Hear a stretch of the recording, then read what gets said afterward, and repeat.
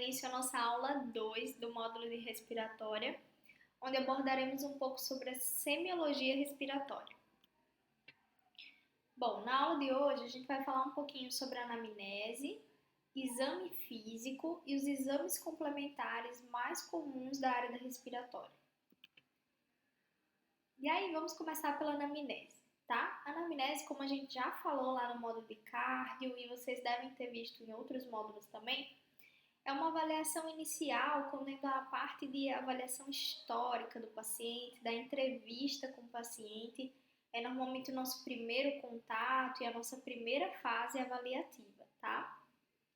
Na anamnese, a gente vai precisar fazer a identificação do paciente, conhecer o histórico socioeconômico, profissional, as atividades ocupacionais, que vão ser importantes para a gente entender o histórico da doença, a idade, o gênero, e fazer todo esse critério de identificação.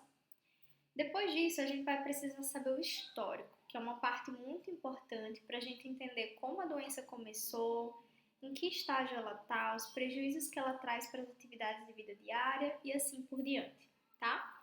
Então, a gente vai começar com a história clínica do paciente, né? A história da doença atual e também a história da doença pregressa. Na história da doença atual, a gente vai precisar saber como que essa doença começou, né? Onde ela teve a origem, né? Se o paciente tem alguém na família que também tem esse mesmo histórico. E aí o paciente ele vai te contar como todos os sintomas começaram, como é que a doença começou e qual é o estado atual dessa doença. Na história da doença pregressa, a gente pode justamente buscar os fatores anteriores, doenças anteriores, comorbidades anteriores, que podem ter influenciado na doença atual ou no avanço da doença atual. O histórico familiar ele vai completar essa história clínica, né, trazendo lá os componentes genéticos que podem contribuir para a doença atual. Né, se a família já tem casos da mesma doença, né, se o pai, a mãe, os parentescos ali de primeiro grau já tiveram essa doença, ou o irmão, por exemplo, para que a gente entenda se essa doença ela tem um fator genético que pode ter sido o principal ou ter aguçado essa doença atual. Outro ponto importante na anamnese é a avaliação dos hábitos de vida. A gente sabe que algumas doenças respiratórias elas são causadas, né, ou otimizadas pela presença de um hábito que é muito comum na avaliação da doença respiratória, que é o tabagismo, né? O uso do tabaco, do tabagismo, é um fator muito predisponente de várias doenças respiratórias, uma delas a DPOC, né, que é uma doença bem prevalente e bem estudada na área da respiratória, que é a doença pulmonar obstrutiva crônica. Então, é muito importante que a gente investigue se o paciente ele tem esse hábito e a gente informe o mais rapidamente possível sobre, né, o fato desse hábito de vida poder gerar não só a doença, como todas as complicações provenientes dela. Outra coisa muito importante na entrevista inicial é saber a atividade ocupacional. E aí, em particular, na área da respiratória, algumas atividades ocupacionais, elas também são fatores de risco ou predisponente para a doença respiratória, né? Então, algumas atividades que incluem inalação de partículas, elas podem predispor alterações do parênquima pulmonar, né? Por um efeito ali inflamatório crônico ao qual o paciente ele vai sendo submetido, ok? Então, muito importante saber a atividade ocupacional do paciente. E aí, pessoal, vamos para algumas coisas que são mais importantes quando a gente fala de prova, né? Que são os sinais e sintomas que normalmente vão ser associados à queixa principal do paciente. Então, normalmente o paciente ele vai te relatar, né, que a principal queixa é um sintoma que o incomoda ou impede de fazer algumas atividades da sua vida diária, impedindo a sua vida normal, né, a sua vida funcional. Então, a gente vai trabalhar aqui agora alguns sinais e sintomas comuns da doença respiratória e que podem estar atreladas ao desconforto respiratório, que vai aparecer quando o paciente não consegue manter uma ventilação adequada e ele começa a fazer algumas compensações que vão se apresentar como sinais ou sintomas que normalmente é trazido pelo paciente para nós, né, no consultório, na avaliação hospitalar, e algumas a gente vai conseguir visualizar, inclusive, sem que o paciente perceba que ele está apresentando essas alterações, tá bom? Então, vamos lá. As tiragens, a gente vai falar aqui da tiragem, do batimento de asa de nariz, o uso de musculatura acessória da respiração, do processo de dispneia e de taquipneia, tá? Então, o que vem a ser a tiragem? A tiragem é o afundamento da pele devido a uma pressão muito negativa. Então, lembra que a gente falou lá na nossa aula 1 que quando o paciente ele faz muito esforço, ele acaba negativando mais a pressão intrapleural para conseguir gerar um gradiente de pressão maior e ter uma expansibilidade maior. Às vezes, quando a gente tem alguma coisa que está ali dificultando a expansibilidade do alvéolo, a troca, como por exemplo o líquido no pulmão ou secreção no pulmão, o paciente acaba tendo que fazer mais pressão negativa para tentar abrir outros alvéolos, né? Ou abrir mesmo esses alvéolos encharcados com uma certa pressão maior, né? E aí a gente começa a ver esses sinais de esforço aumentado através desse afundamento da pele.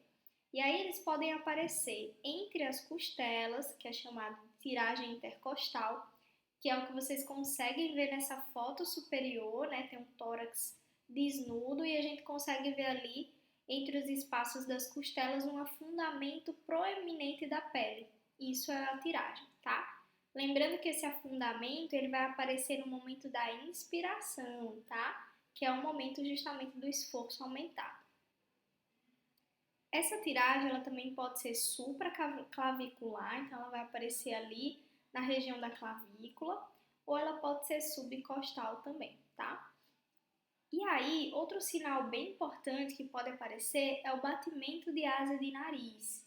Isso vai acontecer, né, com o paciente também fazendo muito esforço, ele começa a relaxar mais essa musculatura do nariz e a gente tem uma certa abertura para tentar aumentar o fluxo disponível para respiração. Outra coisa que pode acontecer como sinal de desconforto é o uso de musculatura respiratória acessória. Então a gente falou para vocês que existe um músculo principal da respiração que é o diafragma e existem músculos que podem auxiliar, né, de forma acessória o diafragma, que são os escalenos, o esternocleidomastoide e os intercostais externos.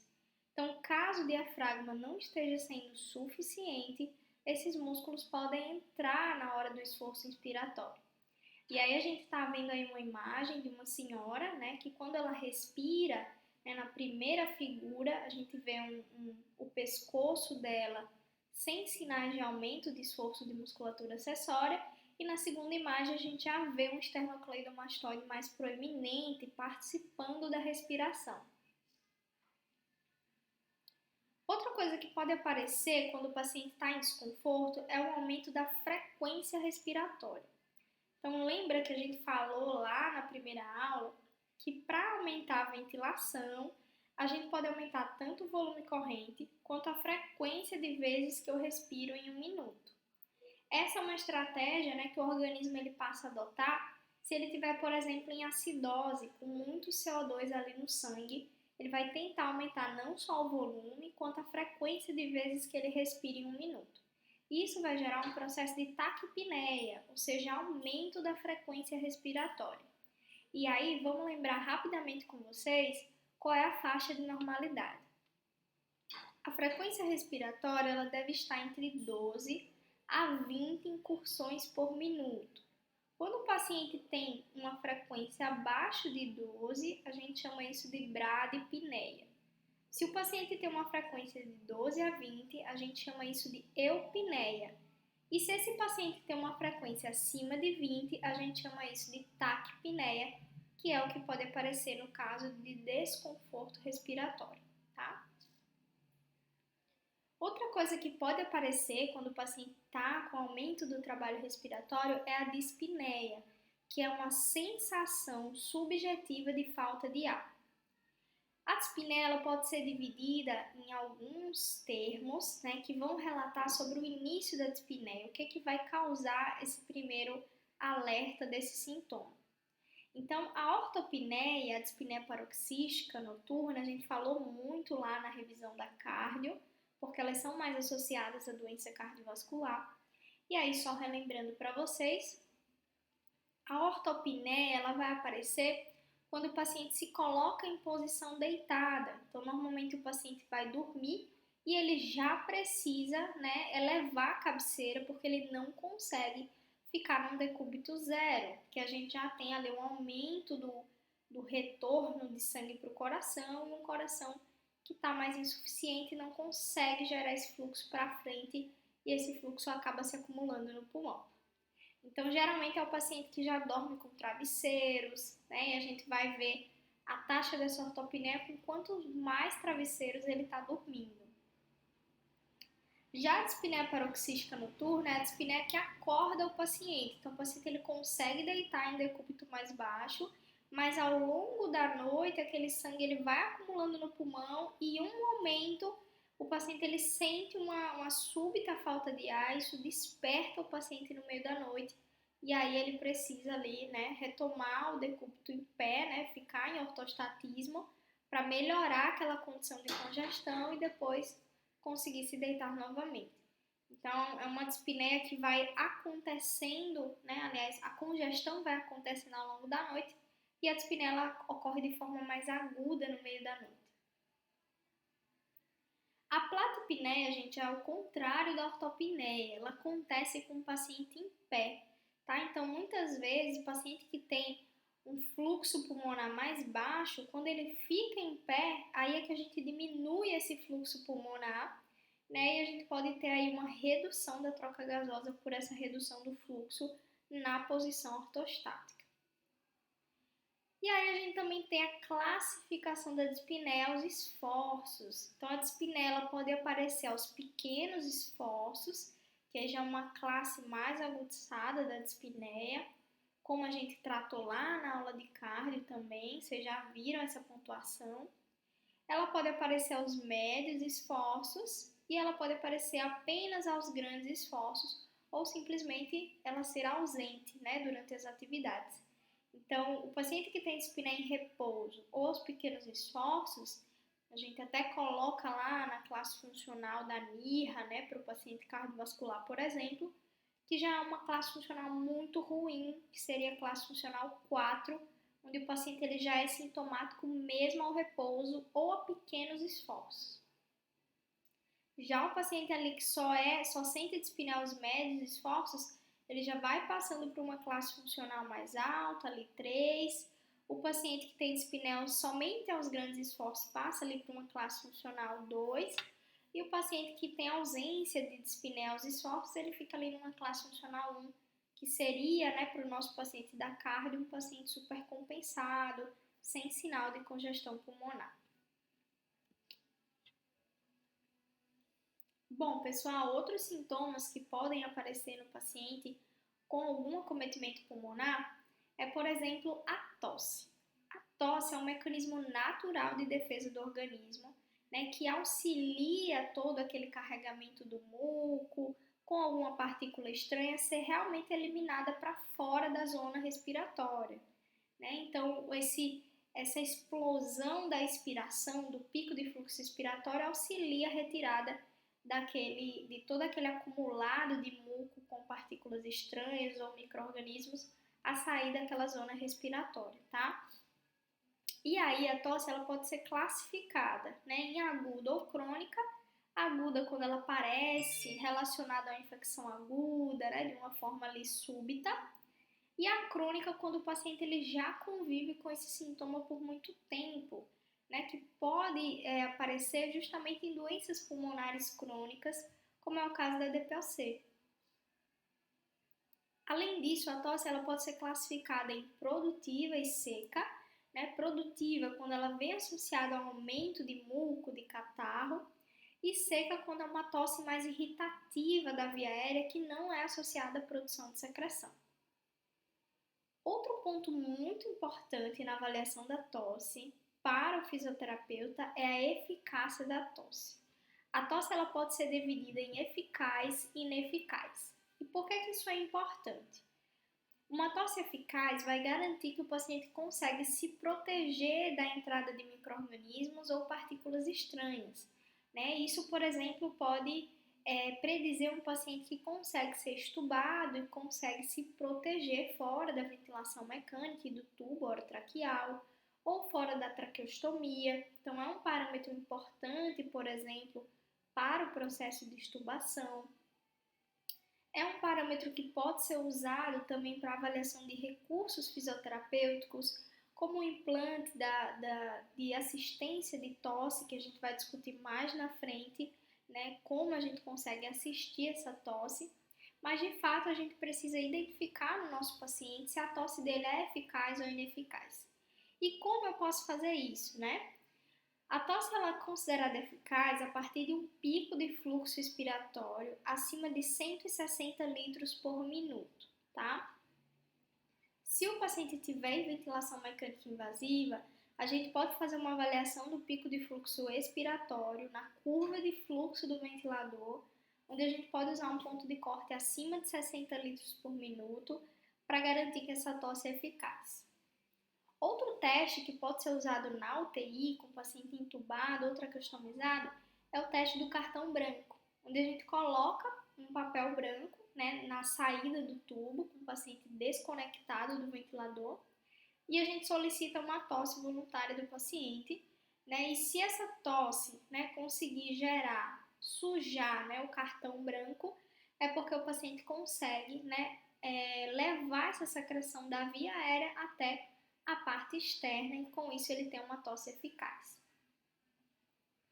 Algumas questões também já cobraram a questão dos pacientes neuromusculares. Então, eles são rotineiramente avaliados em relação ao pico de fluxo de tosse para saber se esse paciente neuromuscular está piorando a sua condição neuromuscular.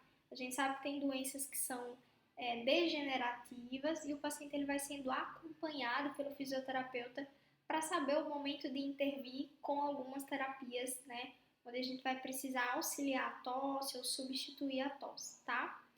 E aí é interessante que esse paciente, né, ele tenha um pico de fluxo de tosse acima de 270 para garantir uma tosse mais eficaz. Se o paciente tem um pico de fluxo de tosse abaixo de 270 litros por minuto, isso já vai indicar a necessidade de algum grau de assistência a essa tosse.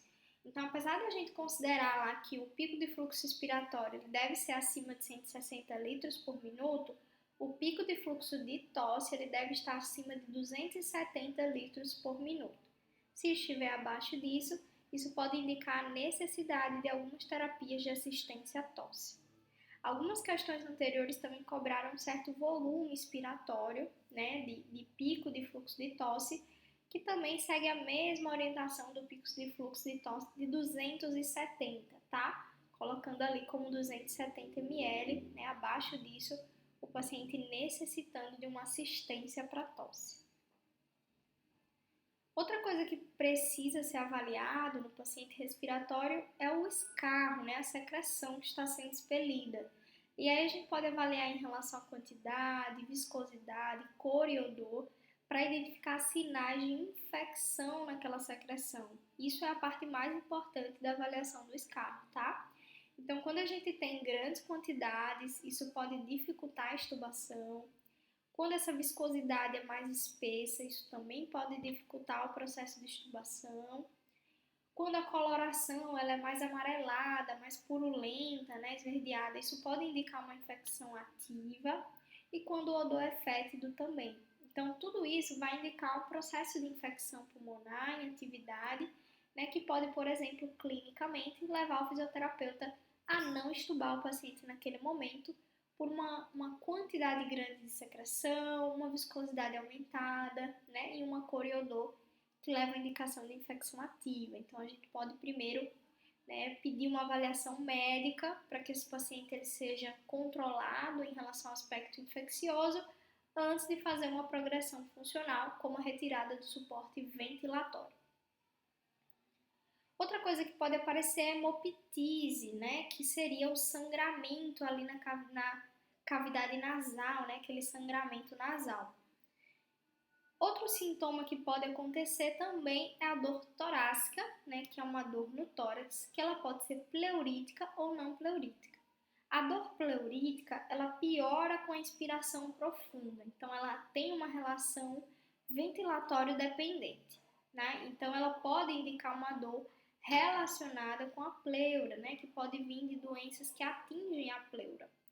Já a dor não pleurítica, ela vai ser uma dor normalmente em opressão, não localizada, que não tem relação com a respiração. A dor não pleurítica torácica mais comum é a angina, que é a dor anginosa, né? A dor pré-cordial relacionada lá aos quadros de infarto agudo do miocárdio, por exemplo. E por fim, pessoal, a gente vai precisar analisar também a coloração da pele, né, que vai ser um aspecto importante para determinar o grau de oxigenação desse paciente. Se o paciente ele tem cianose, ou seja, escurecimento da pele, aquela pele mais azulada, isso pode indicar prejuízo na oxigenação. Essa cianose ela pode ser periférica, que a gente pode observar nas extremidades, como por exemplo nos dedos das mãos, dos pés, e ela pode ser central, que a gente pode observar ali nos lábios, no tórax, né, na região realmente mais central do organismo, ok?